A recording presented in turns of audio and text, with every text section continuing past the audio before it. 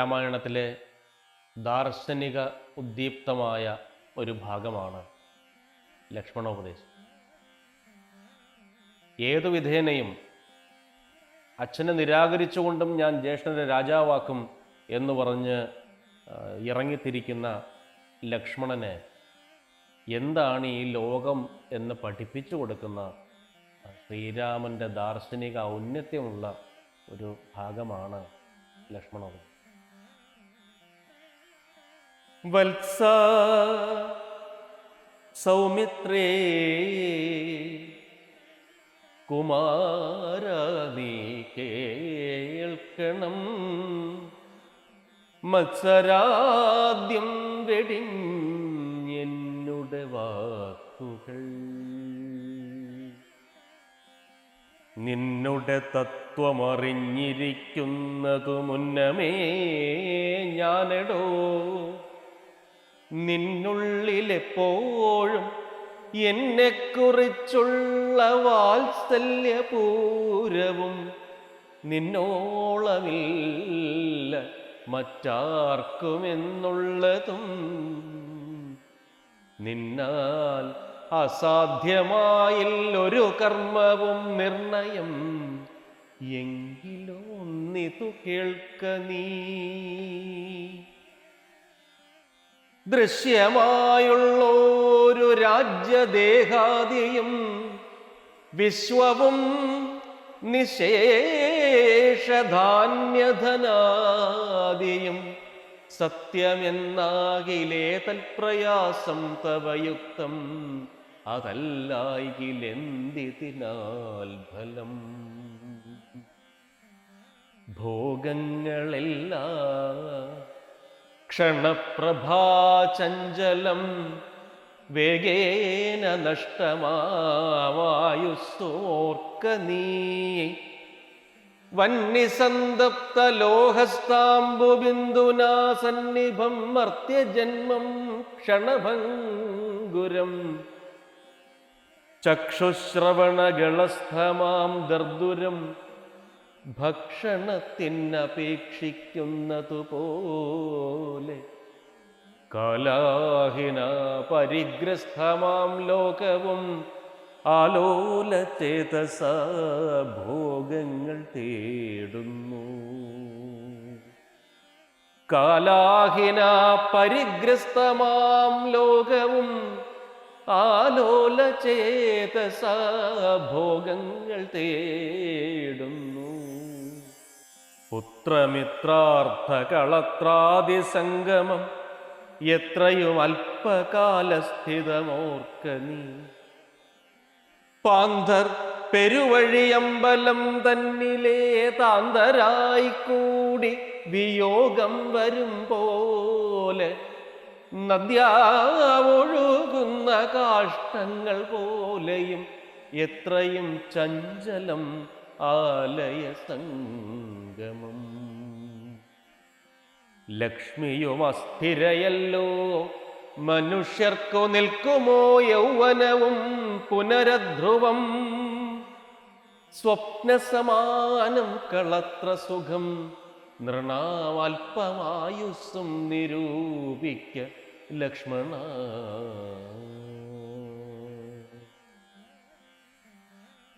രാഗാദിസംകുലമായുള്ള സംസാരമാകെ നിരൂപിക്കിൽ സ്വപ്നതുല്യം സഖേ.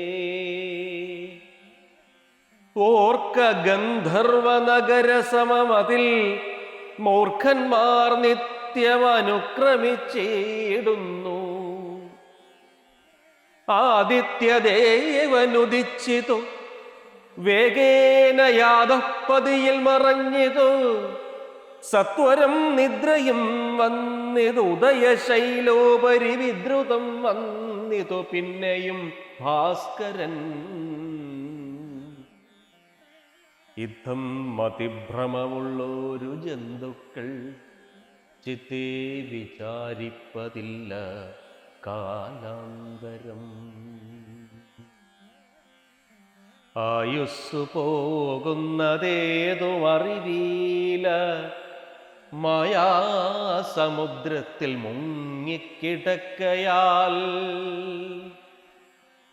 വാർദ്ധക്യമോടു ജരാനരയും വന്ന് ചേർത്ത മോഹേന മരിക്കുന്നിതു ചിലർ. നേത്രേന്ദ്രിയം കൊണ്ടു കണ്ടിരിക്കെ പുനരോർത്തറിയുന്നീലമായ തൻ വൈഭവം. ഇപ്പോളിതു പകൽ, പിൽപ്പാടു രാത്രിയും, പിൽപ്പാടു പിന്നെ പകലുമുണ്ടായി വരും. ഇപ്രകാരം നിരൂപിച്ചു മൂഢാത്മാക്കൾ ചിൽപുരുഷൻ ഗതിയേതുമറിയാതെ.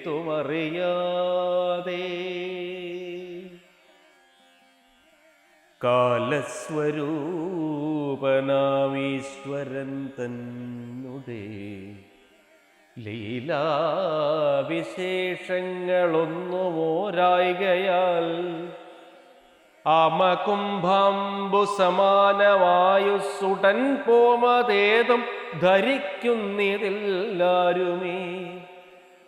രോഗങ്ങളായുള്ള ശത്രുക്കളും വന്ന് ദേഹം നശിപ്പിക്കുമേവനും നിർണയം. വ്യാഘ്രിയെപ്പോലെ ജരയുമടുത്തു വന്നാക്രമിച്ചിടും ശരീരത്തെ നിർണയം. മൃത്യുവും കൂടൊരു നേരം പിരിയാതെ ഛിദ്രവും പാർത്തു പാർത്തുള്ളിലിരിക്കുന്നു. മൃത്യുവും കൂടൊരു നേരം പിരിയാതെ ഛിദ്രവും പാർത്തു പാർത്തുള്ളിലിരിക്കുന്നു. ദേഹം നിമിത്തമഹം ബുദ്ധി കൈക്കൊണ്ട് മോഹം കലർന്നു ജന്തുക്കൾ നിരൂപിക്കും. ബ്രാഹ്മണോഹം നരേന്ദ്രോഹം ആഢ്യോഹമെന്നാമ്രേഡിതം കലർന്നിടും ദശാന്തരേ. ജന്തുക്കൾ ഭക്ഷിച്ചു കാഷ്ടിച്ചു പോകിലാം, വെന്തു വെണ്ണീറായി ചമഞ്ഞു പോയിടിലാം. മണ്ണിനു കീഴായി കൃമികളായി പോകിലാം. നന്നല്ല ദേഹം നിമിത്തം മഹാമോഹം. ത്വങ്മാംസരക്താസ്ഥി വിൺമൂത്രരേതസാം സമ്മേളനം പഞ്ചഭൂതക നിർമ്മിതം. മായാമയമായി പരിണാമിയായൊരു കായം വികാരിയായുള്ളൊന്നിതധ്രുവം. ദേഹാഭിമാനം നിമിത്തമായുണ്ടായ മോഹേന ലോകം ദഹിപ്പിപ്പതിന് നീ മാനസതാരിൽ നിരൂപിച്ചതും തവ ജ്ഞാനമില്ലായികെന്നറിക നീ ലക്ഷ്മണ. ദോഷങ്ങളൊക്കവേ ദേഹാഭിമാനിനാം രോഷേണ വന്ന് ഭവിക്കുന്നതോർക്ക നീ. ദേഹോഹമെന്നുള്ള ബുദ്ധി മനുഷ്യർക്കു മോഹമാതാവാം അവിദ്യയാകുന്നതും. ദേഹമല്ലോർക്കിൽ ഞാനായതാത്മാവെന്നു മോഹൈകഹന്ത്രിയായുള്ളതു വിദ്യ കേൾ. സംസാരകാരിണിയായതാവിദ്യയും സംസാരനാശിനിയായതു വിദ്യയും. ആകയാൽ മോക്ഷാർത്ഥിയാകിൽ വിദ്യാഭ്യാസമേകാന്തചേതസാ ചെയ്യുക വേണ്ടുന്നതും. തത്ര കാമക്രോധലോഭമോഹാദികൾ ശത്രുക്കളാകുന്നതെന്നും അറിക നീ. മുക്തിക്കു വിഘ്നം വരുത്തുവാൻ എത്രയും ശക്തിയുള്ളൊന്നതിൽ ക്രോധം അറിക നീ. മാതാപിതൃ ഭ്രാതൃമിത്ര സഖികളെ ക്രോധം നിമിത്തം ഹനിക്കുന്നിതു പുമാൻ, ക്രോധമൂലം മനസ്താപമുണ്ടായി വരും. ക്രോധമൂലം നൃണാം സംസാരബന്ധനം. ക്രോധമല്ലോ നിജധർമ്മക്ഷയകരം, ക്രോധം പരിത്യജിക്കണം ബുദ്ധജനം. ക്രോധമല്ലോ യമനായതു നിർണയം, വൈതരണ്യാഖ്യയാകുന്നതു തൃഷ്ണയും. സന്തോഷമാകുന്നതു നന്ദനം വനം, സന്തതം ശാന്തിയേ കാമസുരഭിക്കേൾ. ചിന്തിച്ചു ശാന്തിയെ തന്നെ ഭജിക്ക നീ, സന്താപം എന്നാലൊരു ജാതിയും വരാ. ചിന്തിച്ചു ശാന്തിയെ തന്നെ ഭജിക്ക നീ, സന്താപം എന്നാലൊരു ജാതിയും വരാ. ദേഹേന്ദ്രിയ പ്രാണബുദ്ധ്യാദികൾക്കെല്ലാം ആഹന്ത മേലേ വസിപ്പതാത്മാവു കേൾ. ശുദ്ധ സ്വയം ജ്യോതിരാനന്ദപൂർണമായി, തത്വാർത്ഥമായി, നിരാകാരമായി, നിത്യമായി, നിർവികൽപ്പം പരം നിർവികാരം ഘനം, സർവൈക കാരണം സർവജഗന്മയം, സർവൈക സാക്ഷിണം സർവജ്ഞമീശ്വരം, സർവദാ ചേതസി ഭാവിച്ചുകൊള്ളുക നീ. സാരജ്ഞനായ നീ കേൾ, സുഖദുഃഖദം പ്രാരബ്ധമെല്ലാം അനുഭവിച്ചിടണം. കർമ്മേന്ദ്രിയങ്ങളാൽ കർത്തവ്യമൊക്കവേ നിർമായമാചരിച്ചിടുകന്നേ വരൂ.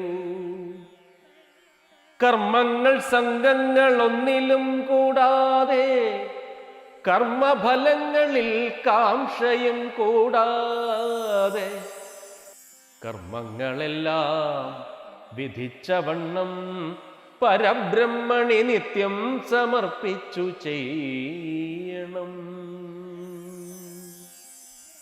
നിർമ്മലമായുള്ളൊരാത്മാവു തന്നോട് കർമ്മങ്ങളൊന്നുമേ പറ്റുകയില്ലെന്നാൽ,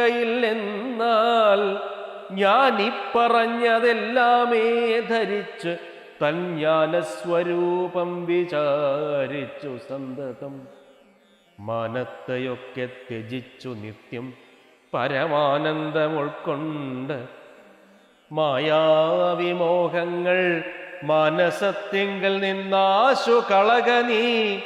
മാനമല്ലോ പരമാപദാവാസ്പദം. സൗമിത്രി തന്നോടീ വണ്ണമരുൾ ചെയ്തു, സൗമുഖ്യമോട് മാതാവോടു ചൊല്ലിനാൻ. കേൾക്കണമമ്മേ തെളിഞ്ഞു നീ എന്നുടെ വാക്കുകൾ, ഏതും വിഷാദമുണ്ടാകൊല. ആത്മാവിനേതുമേ പീഡയുണ്ടാക്കരുത്, ആത്മാവിനെ അറിയാതെ വരെ പോലെ. സർവലോകങ്ങളിലും വസിച്ചിടുന്ന സർവജനങ്ങളും തങ്ങളിൽ തങ്ങളിൽ സർവദാ കൂടി വാഴുന്നുള്ളതില്ലല്ലോ. സർവജ്ഞയല്ലോ ജനനീ നീ കേവലം. ആശു 14 സംവത്സരം വനദേശേ വസിച്ചു വരുന്നതുമുണ്ടു ഞാൻ. കേവലമാശു 14 സംവത്സരം വനദേശേ വസിച്ചു വരുന്നതുമുണ്ടു ഞാൻ. ദുഃഖങ്ങളെല്ലാം അകലെ കളഞ്ഞുടൻ ഉൾക്കനിവോടും അനുഗ്രഹിച്ചിടണം. അച്ഛൻ എന്തുള്ളിൽ ഒന്നിച്ചയെന്നാൽ അതങ്ങിച്ചയെന്നുറച്ചിടണം. അമ്മയും ഭർത്തൃകർമാനുകരണമത്രേ പാതിവൃത്യനിഷ്ഠാവധൂനാമെന്നു നിർണയം. മാതാവ് മോദാൽ അനുവദിച്ചിടുകിൽ ഏതുമേ ദുഃഖമെനിക്കില്ല കേവലം. കാനനവാസം സുഖമായി വരും. തവ മനസ്സേ ഖേദം കുറച്ചു വാണിടുകിൽ എന്നു പറഞ്ഞു നമസ്കരിച്ചിടിനാൻ. പിന്നെയും പിന്നെയും മാതൃപാദാന്തികേ പ്രീതി കൈക്കൊണ്ടെടുത്തുത്സംഗസിന്നി ചേർത്താതരാൽ മൂർധ്നി ബാഷ്പാഭിഷേകം ചെയ്തു ചൊല്ലിനാളാശീർവചനങ്ങളാശു കൗസല്യയും ദേവകളോടിരന്നീടിനാൾ. സൃഷ്ടികർത്താവേ വിരിഞ്ച പത്മാസന പുഷ്ടദയാബ്ധേ പുരുഷോത്തമ ഹരേ മൃത്യുഞ്ജയ മഹാദേവ ഗൗരീപതേ വൃത്രാരി മുമ്പായ ദിക്പാലകന്മാരെ ദുർഗേ ഭഗവതി ദുഃഖവിനാശിനി സർഗസ്ഥിതി ലയകാരിണി ചണ്ഡികേ എൻ മകനാശു നടക്കുന്ന നേരവും കൽമഷം തീർന്നിരുന്നിടുന്ന നേരവും തന്മതി കെട്ടുറങ്ങിടുന്ന നേരവും സമ്മോദമാർന്നു രക്ഷിച്ചിടുവിൻ നിങ്ങൾ. ഇത്തമർത്ഥിച്ച് തൻ പുത്രനാം രാമനെ ബദ്ധബാഷ്പം ഗാഠഗാഠം പുണർന്നുടൻ 7 സംവത്സരം കാനനേ വസിച്ചാരാൽ വരികെന്നനുവദിച്ചിടിനാൾ. തൽക്ഷണേ രാഘവം നത്വാ സഗദ്ഗദം ലക്ഷ്മണൻ താനും പറഞ്ഞാൻ അനാകുലം. എന്നുള്ളിലുണ്ടായിരുന്നൊരു സംശയം നിന്നരുളപ്പാടു കേട്ട് തീർന്നു തുലോ. ത്വൽപാദസേവാർദ്ധമായി ഇന്നടിയനും ഇപ്പോൾ വഴിയേ വിടകൊള്ളുവനെന്നുമേ മോദാൽ അതിനായി അനുവദിച്ചിടണം സീതാപതേ രാമചന്ദ്ര ദയാനിധേ. പ്രാണങ്ങളെ കളഞ്ഞിടുവാനല്ലായിൽ ഏണാംഗ തുല്യവദന രഘുപതേ.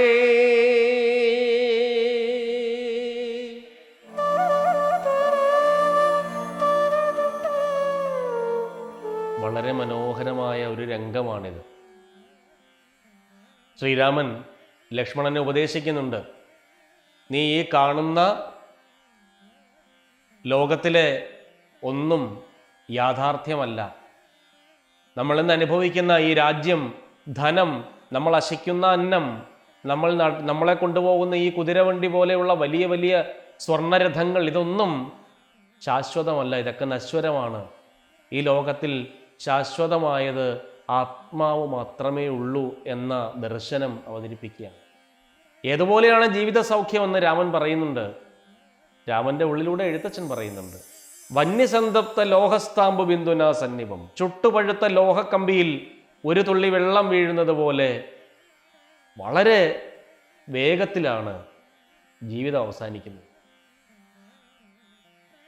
ഒരു നീർക്കുമിളയ്ക്ക് എത്ര ആയുസ്സുണ്ടോ അത്രയും ആയുസ്സേ മനുഷ്യജീവനുള്ളൂ എന്ന് രാമൻ പറഞ്ഞു കൊടുക്കുക. എന്നിട്ട് പറയുന്നുണ്ട്, നമ്മളിന്ന് ഈ കാണുന്നതൊക്കെ സത്യമാണെന്ന് വിചാരിക്കും, അത് ഉള്ളിൽ മായാവിലാസം മൂടിക്കിടക്കുന്നത് കൊണ്ടാണ്. യാഥാർത്ഥ്യബോധത്തോടെ, ആത്മീയ യാഥാർത്ഥ്യത്തോടു കൂടി ലോകത്തെ സമീപിക്കുമ്പോഴാണ് നമുക്ക് തിരിച്ചറിയാൻ കഴിയുന്നത് നമ്മൾ അറിഞ്ഞതൊന്നും അല്ല ശരിയായ ലോകം എന്ന്. എന്നിട്ട് പറയുന്നുണ്ട്, നീ നല്ലവനാണ്, നീ ബുദ്ധിമാനാണ്, നീ ത്യാജ്യഗ്രാഹ്യ വിവേചന ബോധമുള്ള കുട്ടിയാണ്. നിനക്ക് എങ്ങനെയാണ് ഇത്തരത്തിൽ പ്രവർത്തിക്കാനും സംസാരിക്കാനും കഴിയുന്നത് എന്ന് ചോദിക്കുന്നുണ്ട്. എന്നിട്ട് പറയുന്നുണ്ട്, ഞാൻ ഇന്ന് നിന്നോട് ഈ പറയുന്ന ലോക തത്വമാണ്. സാധാരണ നിന്നെ ഉപദേശിക്കാൻ മാത്രമല്ല, സത്യത്തിൽ ഇത് എല്ലാവരും അറിഞ്ഞിരിക്കേണ്ടതാണ് എന്ന രീതിയിലാണ് രാമൻ അവതരിപ്പിക്കുന്നത്. അതുപോലെ തന്നെ എങ്ങനെയാണോ നമ്മൾ ഈ ഭോഗതൃഷ്ണകളിലേക്ക് പോകുന്നത് അത് കൃത്യമായി അവതരിപ്പിച്ചിട്ടുണ്ട് എഴുത്തച്ഛൻ. ചക്ഷുശ്രവണകളസ്ഥമാം ദർദുരം ഭക്ഷണത്തിന് അപേക്ഷിക്കുന്നത് പോലെ കാലാഹിന പരിഗ്രസ്തമാം ലോകവും ആലോല ചേതസ ഭോഗങ്ങൾ തേടും.